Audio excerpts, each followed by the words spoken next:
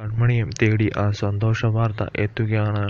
പ്രശ്നങ്ങൾ എല്ലാം തീർന്ന് ദേവയുടെയും കൺമണിയുടെയും ജീവിതത്തിലേക്ക് സന്തോഷങ്ങൾ കടന്നുവരുന്ന നിമിഷങ്ങൾ ആണ്. തമിഴനുമായുള്ള പ്രശ്നങ്ങൾ എല്ലാം കൺമണി തന്നെ ഒതുക്കി തീർക്കുകയും അങ്ങനെ വീട്ടിൽ തിരിച്ചെത്തുകയും ചെയ്യുന്ന കൺമണിയോട് ദേവയ്ക്ക് അതിരില്ലാത്ത സ്നേഹം പൊട്ടി ഒഴുകുകയാണ്. കൺമണിയോട് നന്ദി പറയുകയും അതുപോലെ തന്നെ പണ്ടത്തേതിനേക്കാൾ ഏറെ കൺമണിയെ സ്നേഹിക്കുകയുമാണ് ചെയ്യുന്നത്. പിന്നീട് ആ സന്തോഷവാർത്തയും ദേവ കൺമണിയോട് തുറന്നടിച്ചു പറയുകയാണ്. അങ്ങനെ കൺമണിയെപ്പോലും ഞെട്ടിച്ചുകൊണ്ട് ആ സന്തോഷവാർത്ത ദേവ തുറന്നു പറയുകയാണ്.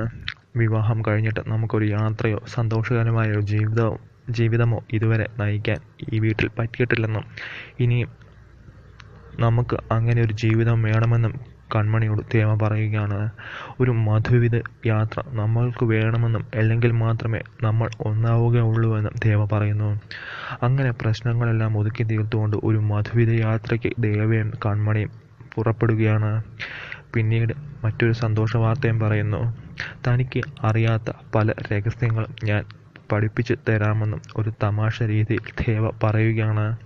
അങ്ങനെ നമുക്ക് ഇടയിലേക്ക് ഒരു കുഞ്ഞു വേണമെന്നും നമുക്ക് ഒരു ദാമ്പത്യ ജീവിതം കുടുംബജീവിതം തുടങ്ങണമെന്നും ദേവ കൺമണിയോട് വളരെ രഹസ്യമായി ചെവിയിൽ സന്തോഷകരമായി പറയുകയാണ്. അതുകൊണ്ട് നാണം കുണുങ്ങുകയാണ് കൺമണി. അങ്ങനെ ഒരു ശക്തിക്കും കഴിയുകയില്ലെന്നും അങ്ങനെ ദേവ കൺമണിയോട് പറയുകയാണ്.